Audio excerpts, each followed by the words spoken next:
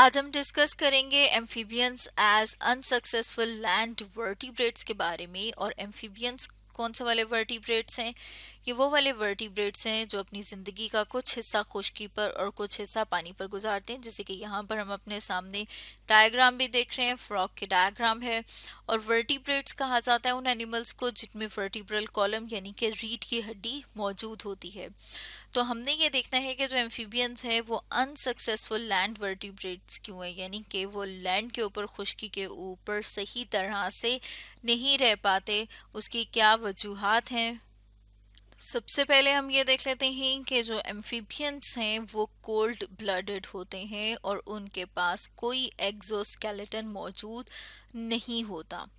Cold blooded की अगर बात की जाए कि कोल्ड ब्लडेड क्या होते हैं, यानी कि इनके बाहर अगर टेम्परेचर सर्द है या गर्म है तो इनका भी उसके मुताबिक बॉडी का टेम्परेचर चेंज होता है। जैसे कि अगर हम अपनी बात करें, ह्यूमंस की बात करें, तो हम देखते हैं कि हमारी बॉडी का जो टेम्परेचर है वो 37 डिग्री रहता है, चाहे बाहर सर्दी हो चाहे बाहर गर्मी हो। यानी कि हम क्या है, हम वार्म ब्लडेड हैं, हमारी बॉडी का टेम्परेचर कांस्टेंट रहता है। लेकिन जब हम एम्फीबियंस की बात करते हैं तो हम देखते हैं कि इनकी बॉडी का टेम्परेचर कांस्टेंट नहीं रहता। क्यों? क्योंकि ये कोल्ड ब्लडेड एनिमल्स हैं।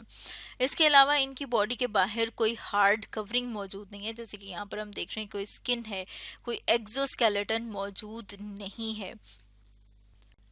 इस वजह से जब दर्जा हरारत जो है, जब उसमें कोई एक्सट्रीम चेंज आए, यानी एकदम से बहुत ज़्यादा गर्मी या बहुत ज़्यादा सर्दी आ जाए, तो इनके लिए उसके साथ कोप अप करना जो है वो थोड़ा मुश्किल हो जाता है। जैसे कि हमने यहाँ पर बात की थी कि इनके पास कोई भी एक्सोस्केलेटन मौजूद नहीं होता, यानी कि इनकी जो स्किन है वो नेकेड होती है। इसकी वजह से क्या होता है, वाटर लॉस होता है, यानी कि बॉडी से जो पानी है वो बाहर इन्वायरमेंट में जाता है, पानी की कमी होती है, कॉन्टीन्यूसली वाटर लॉस हो रहा होता है। अब ये जो कॉन्टीन्यूस वाटर लॉस है, इसकी वजह से इनमें डेसिकेशन हो सकती है। डेसिकेशन कहते हैं ड्राई हो जाना, खुश्क हो जाना, यानी कि ये वल्नरेबल हो जाते हैं, यानी कि इनमें पानी की कमी हो सकती है। और किस वजह से हो सकती है? क्योंकि इनके पास एक्सोस्केलेटन नहीं होता, इनकी बॉडी से वाटर लॉस होता है और ये कोल्ड ब्लडेड हैं। इसके साथ साथ अब अगर हम इनके एग्स की बात करें तो हम देखते हैं कि इनके जो एग्स हैं वो स्मॉल होते हैं और उनके एग्स के ऊपर कोई भी शेल मौजूद नहीं होता। जैसे यहाँ पर इस डायग्राम में हम देख रहे हैं एम्फीबियन एग, और हम देख रहे हैं कि ये बहुत ही छोटे हैं, बहुत स्मॉल हैं। इसके अलावा हम देख रहे हैं कि इनके पास कोई भी आउटर प्रोटेक्टिव यानी कि कोई भी हार्ड शेल मौजूद नहीं होता।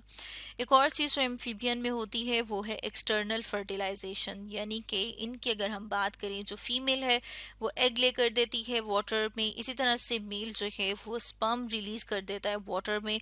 और जो एग और स्पर्म का फ्यूजन है वो बॉडी से बाहर होता है, इसलिए हम कहते हैं कि इनमें क्या है, एक्सटर्नल फर्टिलाइजेशन होती है। जैसे कि यहाँ पर हम अपने सामने डायग्राम में देख रहे हैं कि एग जो है वो स्मॉल है, इसके अलावा इनके बाहर कोई शेल मौजूद नहीं होता।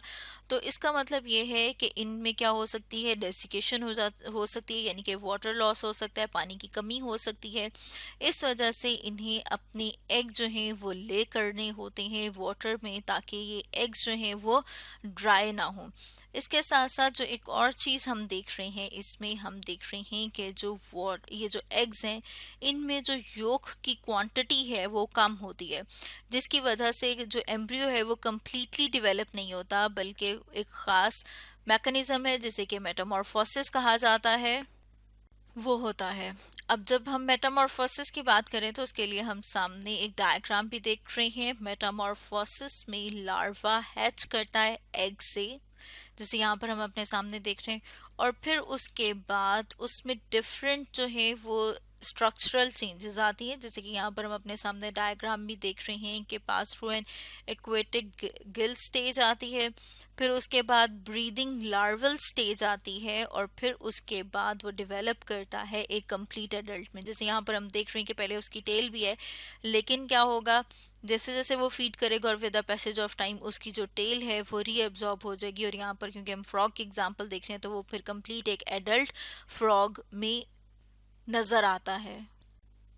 एम्फीबियंस को जो एक और हर्डल, एक और परेशानी का सामना करना पड़ता है वो ये है कि इन्हें मेट करने के लिए भी हमेशा पानी की ज़रूरत होती है।